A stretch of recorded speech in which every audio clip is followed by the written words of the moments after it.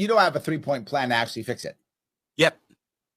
And the first piece in family court, for most of you who are listening, if you don't know this, if you lie in family court, it is not treated as perjury.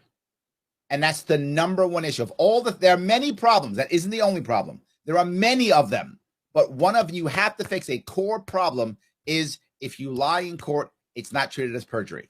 Maybe you'll get, I don't know, contempt of court if you're the father. Maybe. But that's it. You're not going to get perjury. And imagine, and why is that so important? Because as you know, when you get into that court system, the lawyers, they're not on your side. They say they are, but they're not. For the lawyers in the system, you are simply a tool to make money. So the lawyers look at you and go, look, Eric, I care about you. So let's check out all your finances. We'll get it to the lawyer, blah, blah. They put up all your finances and find out that, oh, Eric has about $40,000 that he could probably get a hold of and spend. Awesome. Guess how much your case costs? $40,000. What a coincidence that your case costs exactly how much money you have. That is a common thing that happens all the time. Both lawyers know it. They're in cahoots with each other, and they just spend. But not just that. As the money goes to the court in New York State, I don't know in other states, but in New York State, the state takes a cut like a credit card company. So as you're paying through the state gets a cut. So the state makes money off of your misery. The state makes money off of your misery. So why would they stop? Why would a judge stop if he can make money off your misery? Now, why does that matter? Because they need to make sure that when you get into what a lawyer will tell, particularly the mom, sometimes the dad too, particularly the mom, here's what they'll say.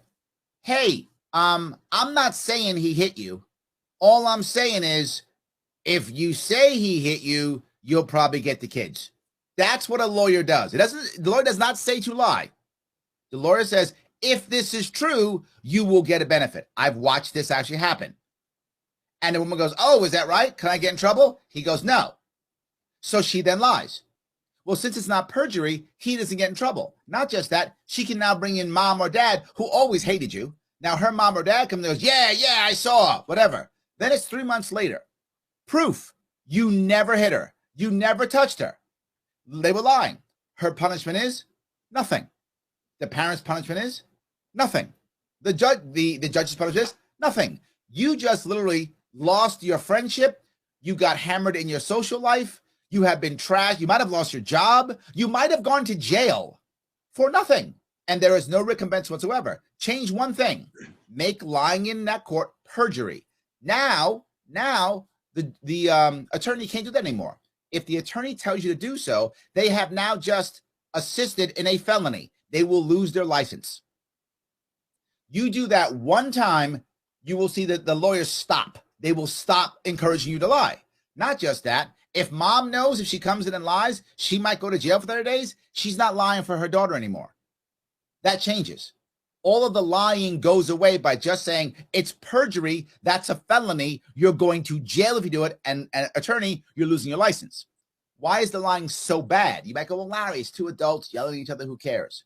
The lying is terrible because the kids watch it.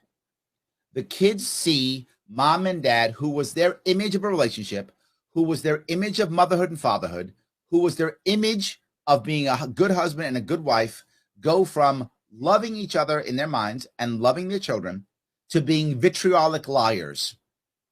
Because once mom starts lying, dad has to lie in defense. So now dad's lying too.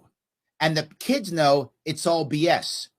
So they watch everything collapse. You wonder why the kids have anxiety. Why do the kids on drugs? Why do the kids not want to get married? Why can't the kids do anything? Why do the kids want to escape the TikTok? Why do the kids want to escape online? Well, I wouldn't want to be in my household either if everything I thought was real has been crushed publicly. Of course, this is a critical piece that we have to change. Plus, now everyone's vitriolic. No family can stay together. So that's the first piece is perjury, but there is more. Do you want to touch that, or should I go to number two? Oh man, there was a lot, and you're spitting truth. I was sitting there in the comments. I said, "You guys see why I like having Larry on the show? I can sit back and drink coffee. You get it, man. Yes. You get it." And so our movement, if I can, Larry, and you know, I want to talk about this because the only way to get change is to talk about where we went wrong. I think this movement has been completely trained wrong. They haven't been told the truth, and you are spitting out the truth right now, and it's what they need to hear. Guys, perjury right now is one of the #1 things. Our movement has been so caught up in, we need 50-50 shared parenting. And I believe in 50-50 shared parenting.